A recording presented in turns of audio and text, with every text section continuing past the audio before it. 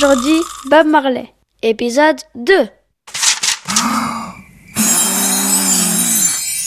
Bonjour les enfants! La dernière fois, je vous ai raconté comment Bob Marley était sorti de la zézette de sa maman un peu comme d'une cuvette de WC et comment il était le descendant direct d'un ancêtre africain ramené en Jamaïque dans des filets par les Anglais pour faire pousser du sucre. Aujourd'hui, suite de l'histoire d'un petit gars qui se droguait pour être plus proche de Dieu. Et après, on se brosse les dents.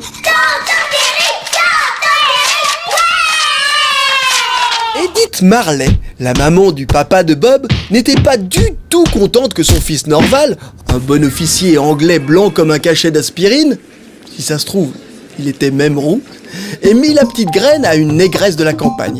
Alors, elle obligea Norval à se marier, puis le déshérita. Bizarrement, le lendemain du mariage, Norval avait disparu. Mais comme il était gentil, il envoyait de temps en temps de l'argent pour Bob et sa maman.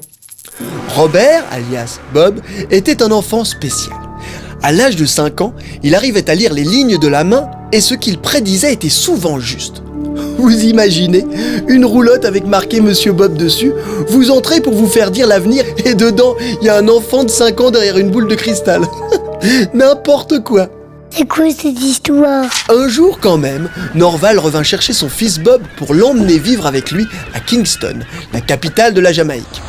Il voulait soi-disant le mettre dans une école chère et s'occuper de lui, mais à la place, il l'avait confié à une vieille dame et s'était évaporé dans la nature pour aller mourir tout seul de la malaria. Finalement, c'est à Trenchtown que Bob passa son adolescence. C'était une ville très pauvre où les garçons avaient le choix entre 2 métiers, vendeur de cacahuètes ou tueur.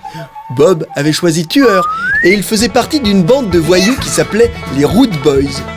D'ailleurs, il n'avait que 14 ans quand il assista à son premier meurtre. C'était un monsieur fâché qui avait cassé la tête de sa femme en 1000 morceaux avec une barre de fer. Ah ouais, c'est trop cool! Heureusement, Bob trouvait que le couteau à cran d'arrêt était un peu limité comme instrument et il se mit à jouer de la guitare avec son grand copain Bunny Wailer.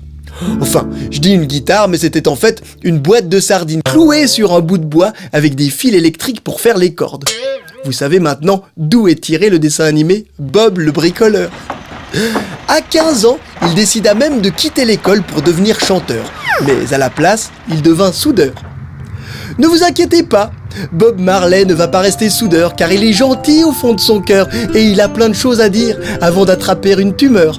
Si vous voulez savoir où, quand et comment, retrouvez-moi la prochaine fois, à la même heure, et bonne humeur!